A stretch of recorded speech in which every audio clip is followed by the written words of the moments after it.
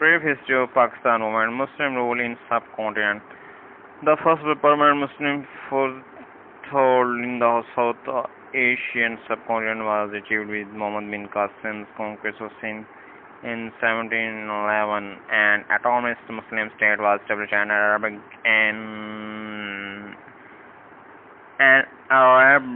was introduced as official language. At the time of Muhammad Mahmud of Ghazna's invention, Muslim rule still existed though in a weakened form in Multan and some other regions. The Ghaznavids 1976 to 1148 and their successors the Ghadars 1148 to 1206 were Central Asian by region and outlook, and they ruled their territories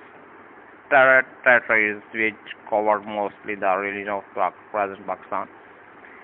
From capitals outside India, it was in early 13th century that the foundations of Muslim rule in India were laid with extant boundaries and Delhi as a capital from 1206 to 1526 CE. Five different dynasties held sway. Then followed the period of Mughal ascendancy, 1526 to 1707, and the rule continued there anomaly till 1857. From the time of Ghaznavids, Persian replaced Arabic as the official language. The economic, political, and religious institutions developed by the Muslims bore their unique impression. The law of the state was based on Sharia, and in the principle the rulers were bound to enforce it. Emergency of British. What was the emergency British? Meanwhile, the British emerged as a dominant force in South Asia. Their rise in power was gradual, extending over a period of nearly 100 years. They replaced the Sharia by what they termed as the Anglo-Mohammedan law. English became the official language. These and other developments had great social, economic, and political impact, especially on the Muslims of South Asia. Following independence war, the fear of 1857 war when demands had disastrous consequences for the Muslims. Determined to stop such errors recurrence in future, they followed deliberately a repressive policy against the Muslim properties and states of those even remotely associated with the failed empires were confiscated, and conscious efforts were made to close all avenues of honest living for the Muslims. The Muslims kept themselves aloof from Western education as well government as governmenters, but their compatriots, the Hindus, did not do so. They accepted the new rules without reservation. They required Western education, embodied the new culture, and captured positions. Hatred filled in the Muslims. If the situation and prolonged, it would have done the Muslim an appropriate loss. The man to raise the impending pearl was Sir Syed Ahmad Khan, 1817 to 1898, a witness to the Turkish events of 1857. His assessment was that the Muslims safely lay in the acquisition of Western education and knowledge. He took several positive steps to achieve the objectives. He founded a college at Aligarh to impart education on Western lines. Of equal importance was the Anglo-Mohammedan Education Conference, which he sponsored in 1886 to provide an intellectual forum to the Muslims for the dissemination of views in support of Western education. and social reform. Similar were the objectives of the Muhammadan literary society by Nawab Abdul Wati, but its activities were confined to Bengal.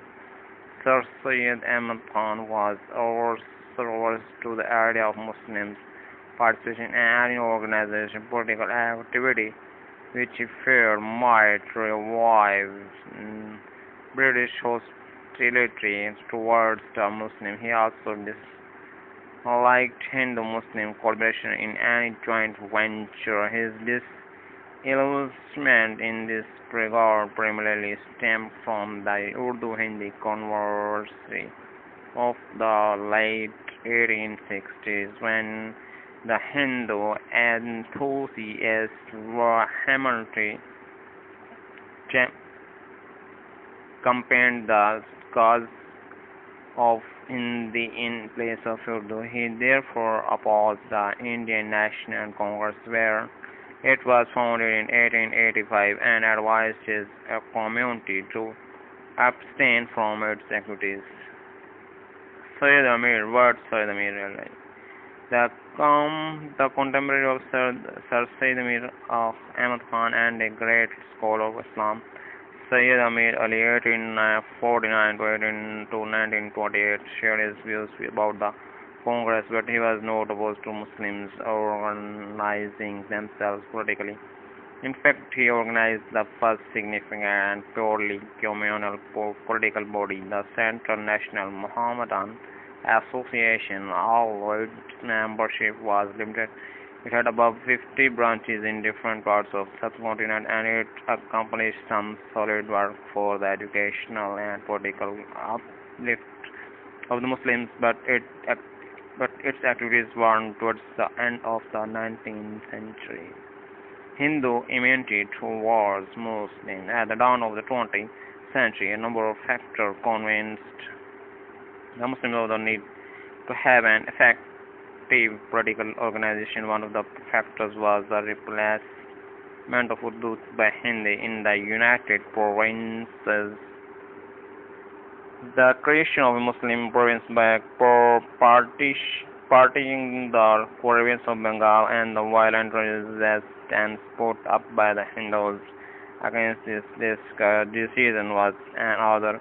But the most important factor was the proposed constitutional reforms. The Muslims apprehend that under such a system they would not get due representation.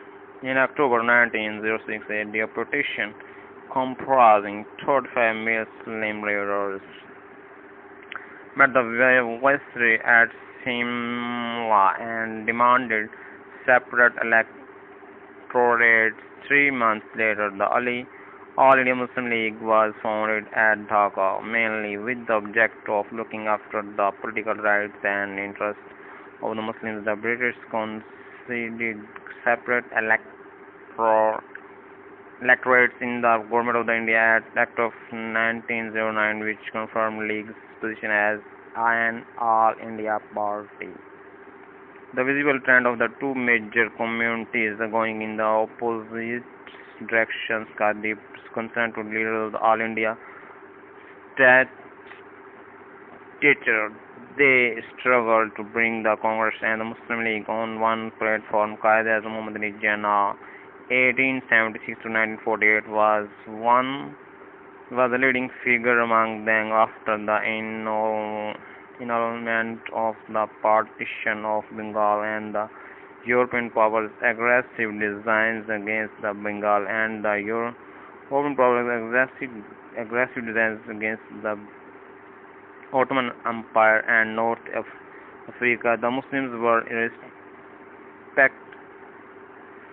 receptive to the idea of collaboration with the Hindus. The Congress Muslim League approachment was achieved at the Lucknow session of the two parties in 1916, and a joint scheme of reforms was adopted in Lucknow in 1916, and a joint scheme of reforms was adopted in the Lucknow the Congress accepted the principle of separate electorates and the Muslims in return for vacate to the Muslims of Muslim minority provinces agreed to surrender their same majorities in the Punjab and Bengal. The post-Lucknow part period witnessed Hindu-Muslim amity, and the two parties came to hold their annual sessions in the same city and passed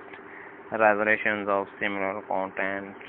The Hindu-Muslim unity reached its climax during the Khilafat and the non-cooperation movements. The Muslims of South Asia, under the leadership of the Ali brothers, Maulana Muhammad Ali and Maulana Shaukat Ali, launched the historic Khilafat movement. After the First World War of the protect the Ottoman Empire from Demerent Mohandas Karamchand Gandhi. 1869 to 1940 linked the issue of Swaraj or self-government with the Khilafat issue to associate the Hindus with the movement.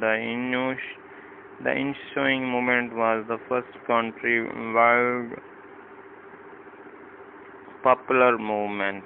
Although the movement failed in its objective, it had a far-reaching impact on the Muslims of South Asia. After a long time, they forged a united action on a purely Islamic issue, which created momentarily solidarity among them. It also produced a class of Muslim leaders experienced in organizing and mobilizing the public. This experience was of immense value of Muslims during the Pakistan movement, Shuddhi and the Sanghatan movements. The collapse of the Khilafat movement was followed by the period of bitter Hindu-Muslim antagonism. The Hindus organized two highly anti-Muslim movements, the Shuddhi and Sanghatan. The former movement was designed to convert Muslims to Hinduism, and the latter was meant to create solidarity among the Hindus in the event the communal conflict in relation the Muslims sponsored to the Tabligh and Tanzim organization.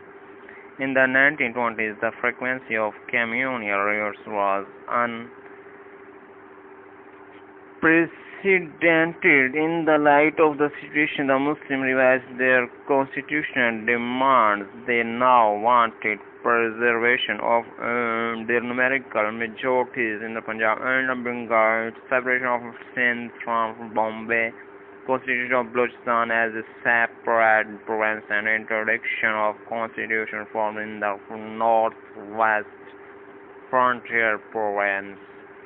It was partly to press these demands.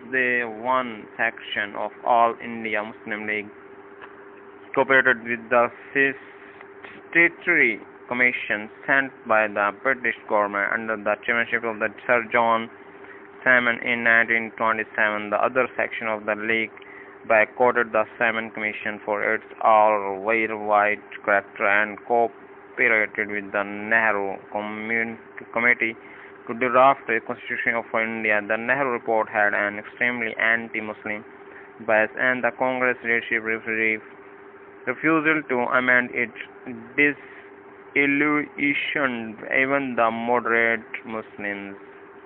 Several leaders and thinkers having insight into the Hindu-Muslim questions proposed separation of Muslims and in Muslim India. However, the most lucid exposition of the inner feelings of the Muslim community was given by the Allama Muhammad Iqbal, 1877 to 1938, in the presidential address to All India Muslim League at Allahabad in 1930.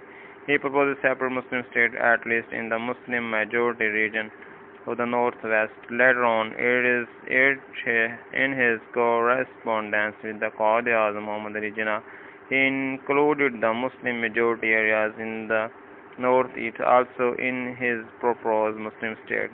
3 years after his after his Allahabad address, a group of Muslim students at Cambridge, headed by drawing letters from the name of the Muslim majority regions, they gave the nomenclature of Pakistan to the proposed state.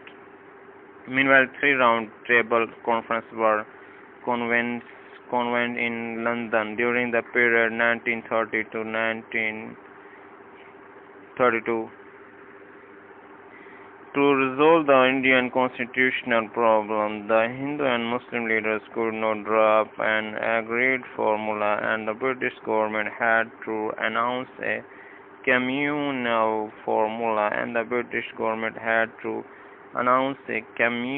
award which was incorporated to the Government of India Act of 1935. All India Muslim League, which had remained dormant for some time, was reorganized by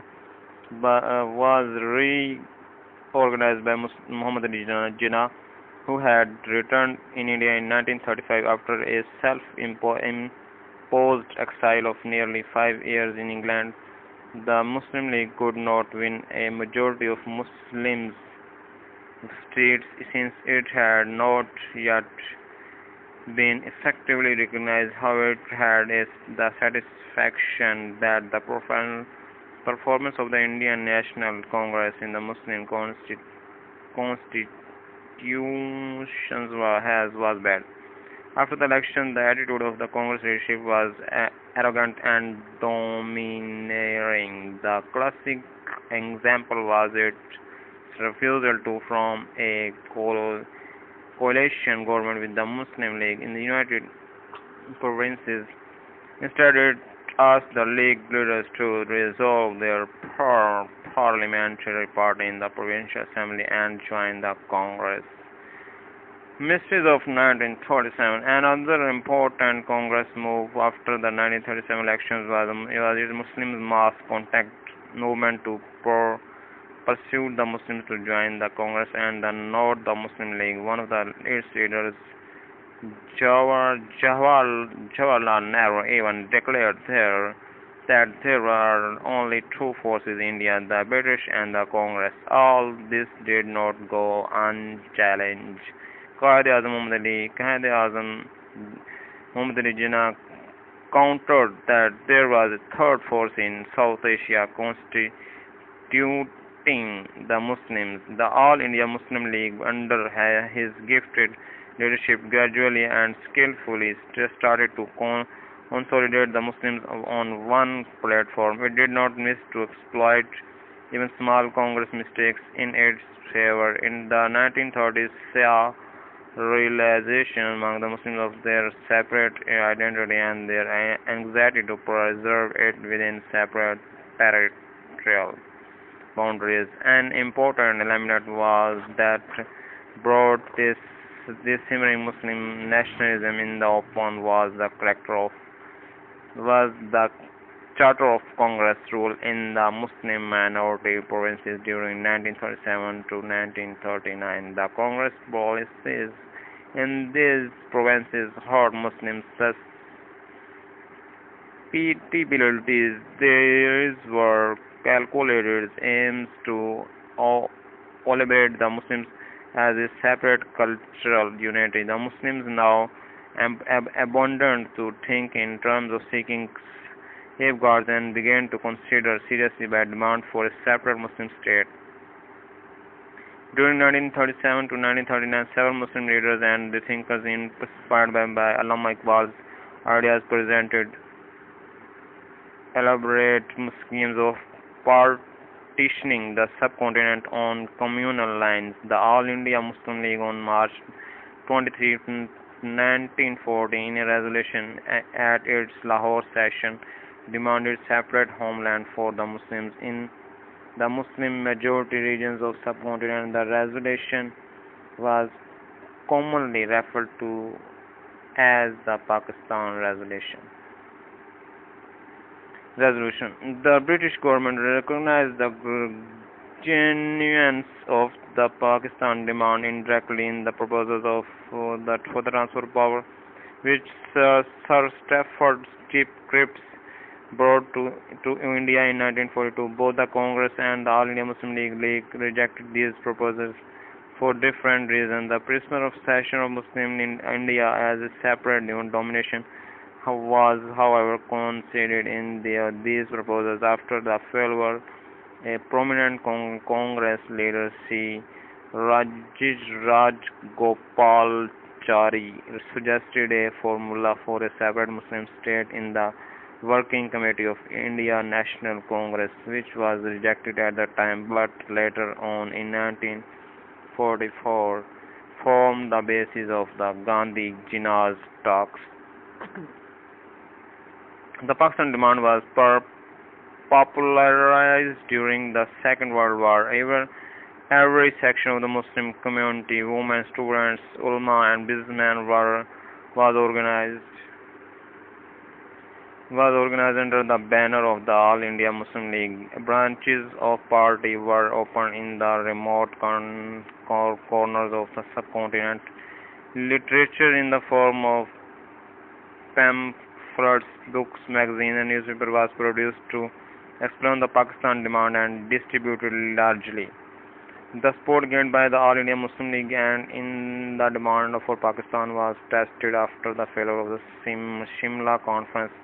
In 1945, elections were called to determine the respective strength of the political parties. The Muslim League swept all the 30 seats in the central legislature and the provincial elections. Also, its victory was outstanding after the elections on April 8-9, 1946. The All India Muslim League called a convention of the newly elected League members in the central and the provincial legislatures at Delhi. This convention which constituted virtually a representative assembly of the Muslims of South Asia on a motion of the Chief Minister of Bengal, Hussain Shahid Suhrawardy,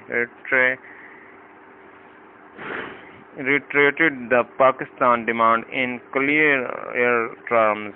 In early cabinet mission plan. In early 1946, the British government sent a cabinet mission in the subcontinent to resolve the constitutional deadlock. The mission conducted negotiations with various political parties but failed to evolve the agreed formula. Finally, cabinet mission announced its own plan, which, among other provisions, envisaged 3 federal groupings, 2 of them comprising the Muslim majority provinces linked at the center in a loose federation with 3 subjects. The Muslim League accepted the plans as a strategic move, accepting to achieve its objectives in a not too distant failure. The Congress also agreed to plan, but soon realizing its implications to the Congress, its leaders began to interrupt it in a way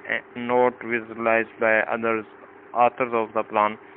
This provided the All India Muslim League an excuse to withdraw its acceptance of plan, and the party observed August 16 as a direct action date to show Muslim solidarity in supporting of Pakistan demand. In October 1946, that interim government was formed. The Muslim League sent its representatives under the leadership of its General Secretary, Mr. Liaquat Ali Khan, with the aim to fight for the party objective from within the interim government. After a short time, the situation inside the interim government and outside convinced the Congress leadership to accept Pakistan as the only solution of the communal problem. The British government, after a last attempt to save the cabinet mission plan in December 1946, also moved toward a plan for the partition of the India. The last British Viceroy, Lord Louis Mountbatten, came with a clear mandate to draft a plan for the transfer of power. After the holding talks with the political leaders and the parties, Mountbatten prepared a partition plan for the transfer of the power, which, after its approval by the British government, was announced on June 3, 1947. Both the Congress and the Muslim League accepted the plan. Two largest Muslim-majority provinces, Bengal and Punjab, are partitioned. The assemblies of West Bengal, West Punjab, East Bengal, and Sindh, and in Balochistan, the Quetta municipality and the Shahi Jirga voted for Pakistan. Referenda were held in the north-west frontier provinces and the district of Sylhet in Assam, which resulted in an overwhelming vote for Pakistan. On August 14, 1947, the new state of Pakistan came into existence. Birth of the new state Pakistan came into existence as a domination within the Commonwealth on August 1947, with Jinnah as Governor General and Liaquat Ali Khan as Prime Minister, with the West and East Pakistan separated by more than 1,000 miles of India territory, and with the major portion of the wealth and resources of the British heritage passing into India. Pakistan's survival seemed to hang in the balance. Of all the well-organized provinces of British India, only the comparatively backward areas of Sindh, Balochistan, and the northwest frontier came to Pakistan intact. The Punjab and the Bengal were divided, and the Kashmir became disputed territory. Economically, the situation seemed almost hopeless. The new frontier cut Pakistani raw materials from the Indian factories, disrupting industry, commerce, and agriculture. The partition and the movement of the refugees were accompanied by terrible massacres for which both communities were responsible. India remained openly unfriendly. Its economic superiority expressed itself in a virtual openly unfriendly. Its economic superiority expressed itself in a virtual blockade. The dispute over Kashmir brought the two countries to the verge of war, and India's command of headworks controlling the water supplies to Pakistan Eastern Canal colonies gave it an additional economic weapon. The resulting friction by obstruction the process of the sharing the assets inherited from the British Raj according to the plans previously agreed, future handicapped Pakistan. This is all Pakistan movement. Allah Hafiz.